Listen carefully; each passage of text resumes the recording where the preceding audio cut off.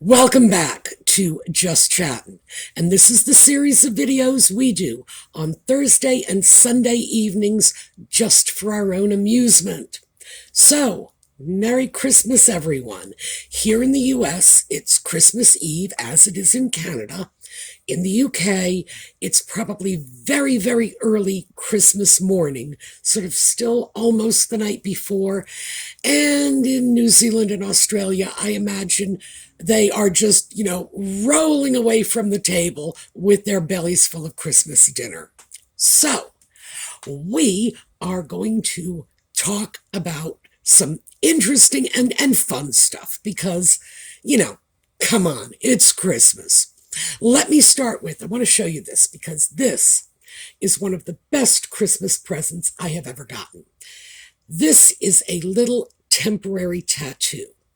And for those of you with sharp eyes, this is a little Swedish dollar horse. Now, I have a freckle underneath that horse, and I wanted to get a tattoo of a dollar horse, this particular dollar horse, on that little freckle. So I wanted to do it for my 60th birthday. So I went down to the tattoo parlor in our small town. Remember, I live in a town the size of a postage stamp. I have gone to universities with bigger populations than this whole town. So go down there, stop at the tattoo parlor, and this boy, and I swear this kid looked like an alien. He's got spider webs crawling up the side of his face and piercings everywhere and these giant gauges in his ears. And honestly, he looked like he was about to, sacrifice a squirrel to Satan. He was really scary looking. I told him what I wanted. This is what I want. This is where I want it. And that boy looked at me and said, "No, I can't do that. That's too aggressive." Yeah, it took about 30 seconds for that to sink in. I would have thought that if I had gone in there saying, "Yeah, I want a giant succubus setting fire to a busload of orphans," that he would have said, "Yeah, we'll throw in a demon corpse and a howitzer," and no, nothing. Too aggressive. Why? Well, it was my 60th birthday. So I am quite certain this was a little bit of age discrimination. But I have told that story, and obviously Colleen remembered, and she sent me, it's a whole bunch of these too. Oh, I probably never run out of them. So I don't need the tattoo. That boy can go sit and spin because I have my tattoo. And I put them in a little tin here. You can see so many of these. I am never going to run out. So I don't need him anymore. He can take his ageism and he can stick it where the sun don't shine.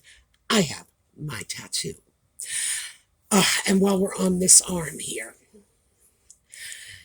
that is a gift from Audie. Yesterday, I was watching one of the Royal Griff's older videos. I think it was when Nutmeg was on the Larry King show, and she showed a clip from that. I didn't realize the cat was around. Well, the cat was around, heard Nutmeg's voice, hopped into my lap, bit me. That is not a claw mark. That is a cat tooth mark. Bit me and ran away. So, he hates her voice. He hates her voice. I've heard people say that they don't like her voice, but a cat, anyway. So I'm definitely not on his good list today. I'm pretty sure he will not be coming out to see us because he's probably still very angry with me. I know he dislikes her voice. So whenever I know he's around, I will put in earbuds so that he doesn't have to hear it. But I get sloppy and he gets to reminding me. So that was my interesting problem with the cat and the Nutmeg voice, and I've got to be more careful because one of these days he's going to go load the shotgun and I'm going to be in real trouble. When we come back, we are going to take a look at some things that are just so bizarre that if I didn't have citations for this, I would expect you to just say, "Nah, you're making this up." but I'm not, and it's all in the notes. So when we come back.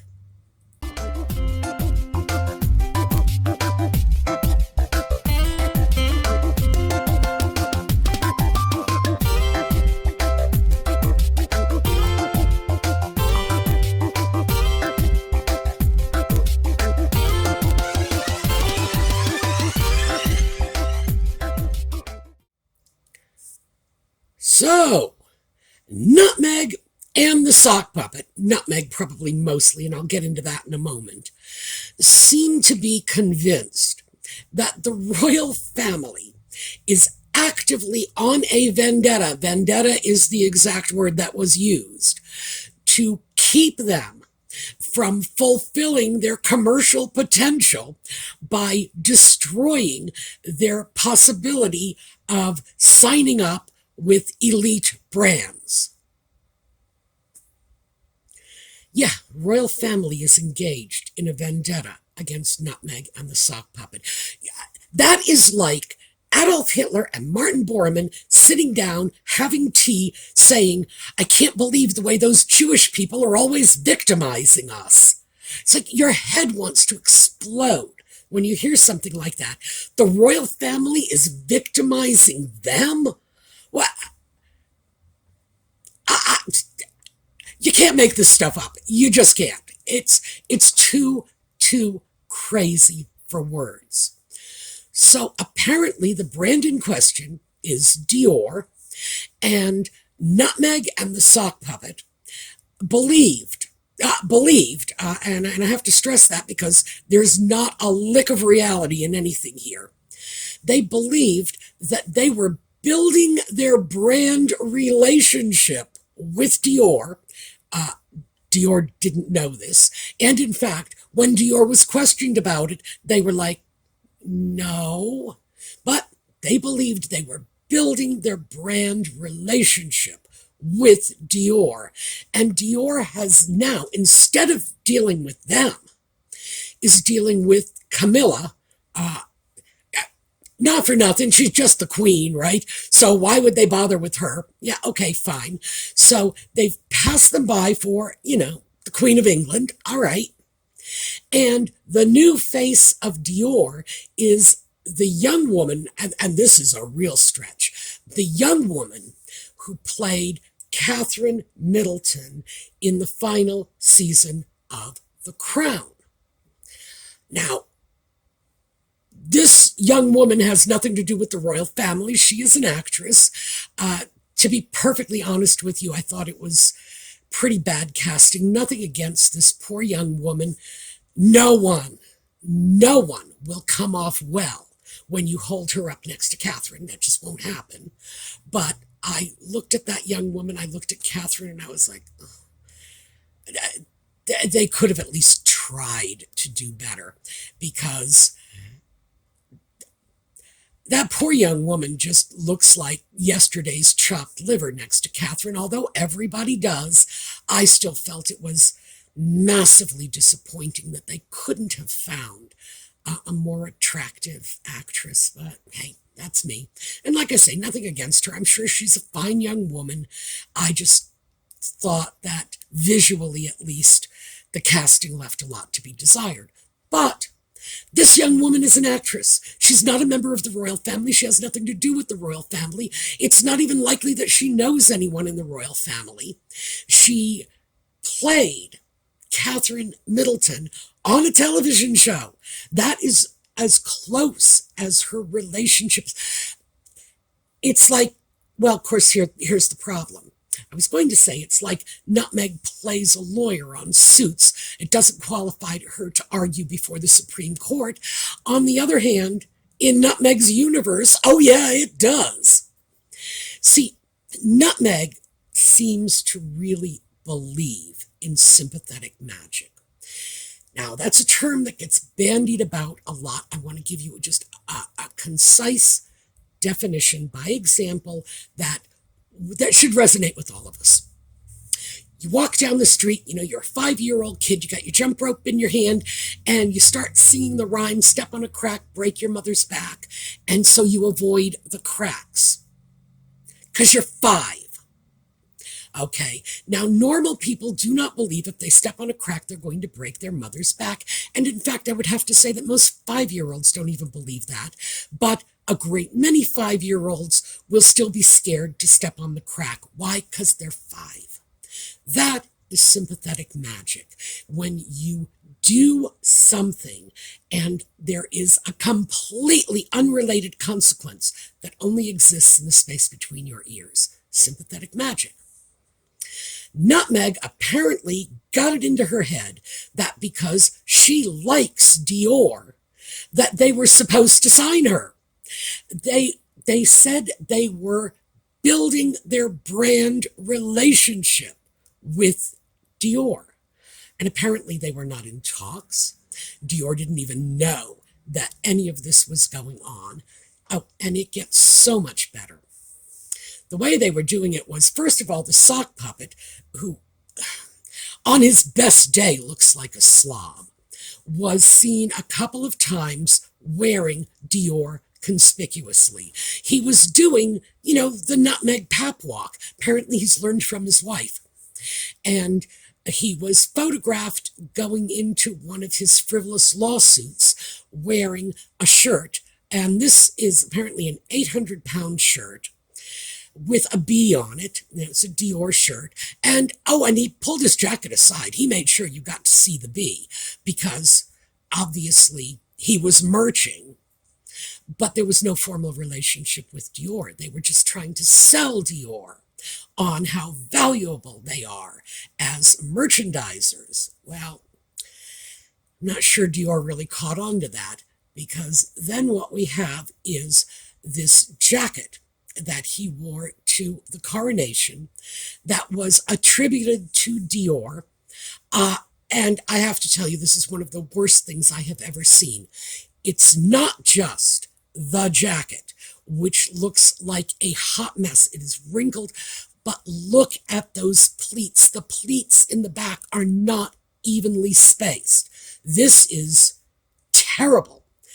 The idea that a major fashion house would put out something like this is a complete joke, and I can only assume that this was the result of some shoddy alterations after it came away from the Dior workshops. I'll give Dior that much credit. Maybe they don't deserve it. Regardless, after this, after the bee shirt and this horrific jacket, why would Dior want an association with them? But yes, it gets better. Nutmeg is doing her merchandising through pap walks in parking lots. So let's take a look at this. This is Nutmeg doing a pap walk in Chanel shoes in a parking lot. What kind of premium brand wants to be associated with parking lots? That is just, it's too crazy for words. But Nutmeg and the sock puppet seem to believe that because they wanted a relationship with Dior that never came to fruition simply because they are dreadful merchandisers and no one wants to be associated with them, that this clearly proves that the British royal family is undermining their efforts and on a vendetta against them. Whoa, this is just, it's just too crazy for words. Absolutely too crazy for words. And it's important to remember that Nutmeg's major fashion merchandising gig to date was Reitman's out of Canada. And now I am not Canadian, so I really did not know what Reitman's was. What was their market? What do they sell? I had to do a lot of research, mostly by coming up with Reitman's items, doing the Canadian to US dollar conversion, and trying to figure out where they would be positioned in the US. And where they would be positioned, as nearly as I can tell, is somewhere in the range of Target or JCPenney's, which is to say a jump above Walmart. But is Reitman's a major upscale brand? No, no, I'm afraid not. And so Nutmeg's previous experience as a brand ambassador was for a pretty low-end company, not anyone in the stratospheric realm of Dior. So yeah, that was nothing but pipe dreams. That was nothing but sympathetic magic. Nutmeg believing that if they wore Dior, then obviously, the merchandising deals would just flow to them because Dior would see how wonderful they looked and oh gosh, how wonderful their stuff looks in a parking lot, how wonderful their clothing looks when worn by people who do not know what a clothes iron is. Just plain crazy. But that's not it. We've got another one because, when it rains, it pours. Apparently, word is in on the financial ramifications of the sock puppet's book, Spare. Now, he got a massive advance. Nobody really knows how much it is for sure. However, I do have an Australian publication and that's quoted in the video notes, that places it at around 10 million US. That would have been the advance. And the justification is there for it. Apparently, the whole 4-book deal was $40 million, and this would represent a quarter of it. And Spare sold 1.2 million hardbound copies, and it's done. People are sending them back, and then they have been for a while. Yeah, 1.2 million. Nice, right? Problem is, it would have taken 2.7 million in hardback sales in order to just clear the costs of that advance. So Random House Penguin, no, looks like they were in for a massive loss. They needed twice as many sales just to break even on the advance. So, massive loss for them. This was not a happy day in that publishing house when they were forced to look at the numbers. But that's not all, because like I say, when it rains, it pours.